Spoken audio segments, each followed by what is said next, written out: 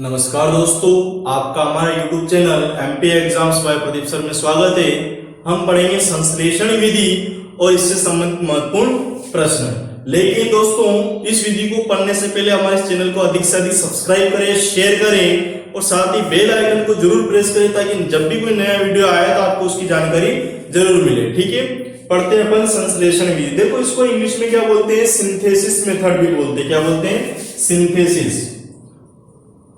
Synthesis method. तो ये अपने को इसका इंग्लिश नाम जरूर पता होना चाहिए। कभी कभी क्या इंग्लिश नाम भी आया था एग्जाम में इनके, तो ये अपने को पता होना चाहिए। अब आपसे पूछ ले पहला प्रश्न अगर इसमें कि यह विधि कौन सी विधि के जस्ट अपोजिट है, या किस विधि के जस्ट विपरीत है? तो ये जो विधि होती है ये विश्लेषण विधि के विपरीत है। ठीक है, पहला नोट क्या आएगा इसमें? विश्लेषण विधि के विपरीत विधि। ठीक है, ये आपको जानकारी में होना चाहिए। ठीक है, फिर क्या होता है आपसे पूछ ले कि इसमें किस प्रकार के शिक्षण सूत्र का प्रयोग होता है? तो इसमें आपका ज्ञात से अज्ञात शिक्षण सूत्र का प्रयोग होता है। शिक्षण सूत्र का प्रयोग होता है, मतलब इसमें सीखे गए ज्ञान को कहीं ना कहीं अप्लाई करना पड़ता है, या यूं कह सकते हैं इसमें कि जो खंडों से ज्ञान प्राप्त होता है आपको, खंडों से प्राप्त ज्ञान, खंड है ना, क्या कह सकते हैं? जो खंडों से अपने को ज्ञान प्राप्त होता है, खंडों से प्राप्त ज्ञान जोड़कर, खंडों से प्राप्त ज्ञान को जोड़कर समस्या को समझाया जाता है। क्या किया जाता है? समस्या को समझाया जाता है और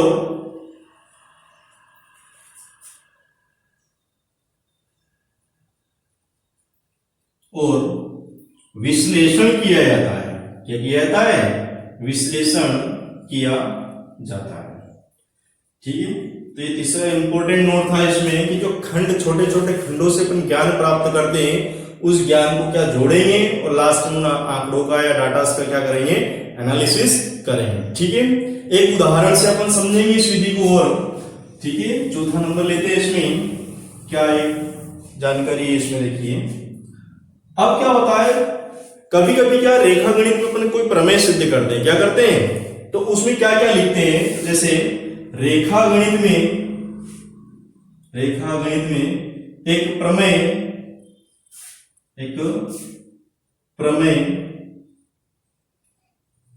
सिद्ध करने के लिए देखो, आप उस प्रमेय को अगर आपको सिद्ध करना है तो आप उसमें क्या क्या यूज करेंगे, या आपके सामने एक प्रमेय है या कोई समस्या है, उसको आपको सोल्व आउट करना है, उसकी उत्पत्ति करना, तो क्या क्या आपको स्टेप्स फॉलो करना पड़ेंगे। तो सबसे पहले जो भी आपको प्रमेय दी जाती है उसमें अपन लिखते हैं कि इस प्रमेय में आपको क्या दिया है, क्या दिया है, या लिखते हैं अपन गिवन दैट। क्या लिखते हैं उसको? Given that. इसके बाद उसी प्रमेय में गिवन दैट के बाद ये क्या दिया है के बाद आपका दूसरा टारगेट रहता है कि उस प्रमेय में आपको क्या सिद्ध करना है। ठीक है, क्या सिद्ध करना है। ठीक है, फिर उसके बाद क्या करते हैं अपन? उसकी उत्पत्ति करते हैं। क्या करते हैं? उसको डिराइव करते हैं अपन। क्या करते हैं? उत्पत्ति, डिराइव करते हैं उसको। तो इस प्रकार से कोई प्रमेय थी आपके सामने, कोई समस्या थी, उसको अपन खंडों में तोड़ा है। क्या किया? उसको खंडों में तोड़ा है और फिर खंडों को आप संयुक्त करेंगे। क्या करेंगे? संयुक्त करेंगे, तो आपको एक डाटाओं का विश्लेषण प्राप्त होगा और आपकी समस्या सोल्व हो जाएगी। ठीक है, फिर देखिए इसमें और क्या होता है। एक परिभाषा है इसमें, एक परिभाषा दी यंग ने कि विश्लेषण विधि में सूखी घास से तीन का निकाला जाता है।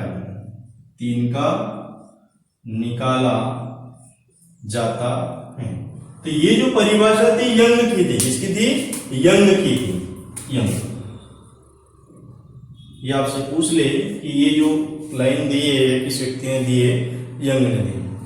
फिर देखो अगला इसमें देखिए और कौन सी जानकारी आपको ध्यान में रखना है। तो आपसे पूछ ले कि विश्लेषण विधि में, सॉरी संश्लेषण विधि में, कि संश्लेषण विधि में कितने प्रकार के पदों का प्रयोग होता है। ठीक है, तो अगला नोट बहुत ही इंपॉर्टेंट है। संश्लेषण विधि में कितने पदों का प्रयोग होता है। ठीक है, ये अपने को जानकारी में रखना है। ठीक है, कि इसमें कितने प्रकार के पदों का प्रयोग होता है। तो आपको ध्यान रखना है इसमें 3 प्रकार के पदों का प्रयोग होता है। पहला है इसमें समस्या के आधार का ज्ञान, कि कोई समस्या है उसका क्या बेस है, इसका आपको ध्यान रखना है, आधार पता होना चाहिए। ठीक है, इसके बाद आपको पता होना चाहिए समस्या ज्ञान, उस समस्या को अपन कैसे सोल्व करेंगे, समस्या ज्ञान। और तीसरा और अंतिम में उस समस्या को आपको क्या करना है, हल ढूंढना है। क्या करना है, समस्या का हल ढूंढना है। तो समस्या का, ठीक है, तो इस प्रकार से इस विधि में 3 प्रकार के पदों का प्रयोग होता है। ठीक है, अब देखिए, अब आपसे पूछ ले इस विधि के क्या गुण हैं, क्या इसके दोष हैं, तो इनको देखते हैं अपन। ये भी पूछ लेते हैं एग्जाम में, ये गुण, और एक तरफ अपन लिखते हैं इसके दोष।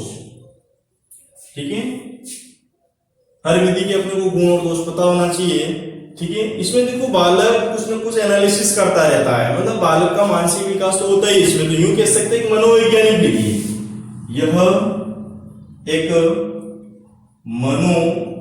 मनोवैज्ञानिक विधि है। ठीक है, मनोवैज्ञानिक क्या है, विधि। और इसमें क्या है, समस्या बहुत सी चीजें बालकों के सामने दी रहती है, जैसे प्रमेय सिद्ध कर रहे थे अपन, तो उसमें क्या दिया है, क्या आपको सिद्ध करना है, तो इन चीजों की जानकारी प्रश्न में से बालक उठा सकता है। तो यूं कह सकते हैं कि मंद बुद्धि बालकों के लिए भी उपयोगी है। यह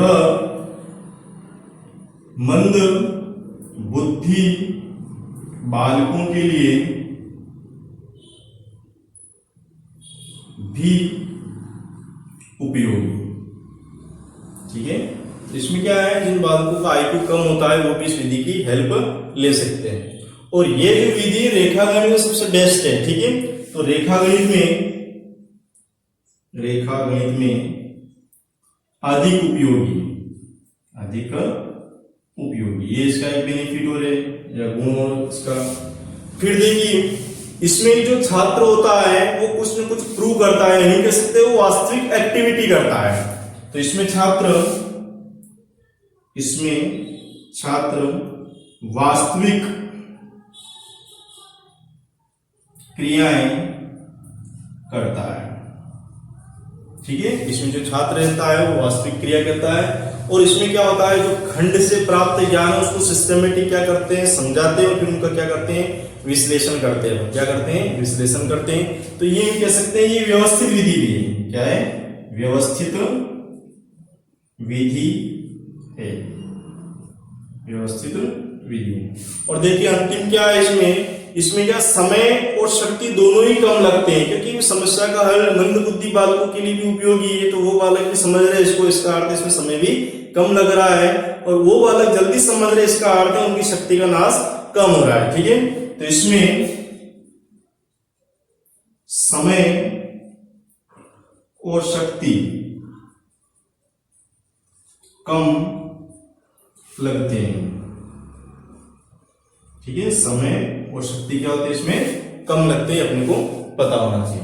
अब इसकी क्या क्या दोष है इनका अपन वर्णन करेंगे। ठीक है, तो पहला दोष है इसमें क्या होता है, जो छात्र होता है उस समस्या को हल ढूंढता है। ठीक है, या यूं कह सकते हैं अपन इसमें कि इस विधि के द्वारा, या यूं कह सकते हैं अपन कि इस विधि के द्वारा छात्रों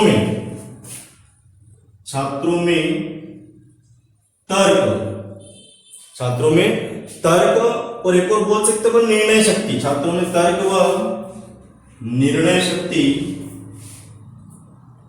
शक्ति का पूर्ण विकास नहीं होता। ठीक है, दूसरा क्या दोष हो सकता है इसमें, तो इसमें जो ज्ञान अपने को खोजना है या जो अंदर दिया है वही खोजा जाता है, ठीक है। क्योंकि इसमें प्रमेय क्या होती है, बहुत सारी चीजें अंदर दे रखी होती है, बोले ये सिद्ध करो, तो उसमें खोजा तो अपन ने कुछ नहीं है, ठीक है। तो ध्यान रखना है इस विधि में खोजे गए ज्ञान, इस विधि में खोजे गए ज्ञान को ही खोजा जाता है, खोजा जाता है, ठीक है। ये इसका अगला दोष था, ठीक है। और एक और क्या होता है इसमें दोष में कि ये जो विधि होती है ये सिद्ध करती है लेकिन उसको स्पष्ट नहीं करती है। यह विधि सिद्ध करती है लेकिन स्पष्ट नहीं। तो ये इस विधि के दोष थे। क्या क्या इसके दोष हैं, ठीक है दोस्तों। हमारे इस चैनल को अधिक से अधिक सब्सक्राइब करें, शेयर करें और बेल आइकन को जरूर प्रेस करें ताकि जो भी नया वीडियो आए उसकी जानकारी आपको मिलते रहे। धन्यवाद दोस्तों।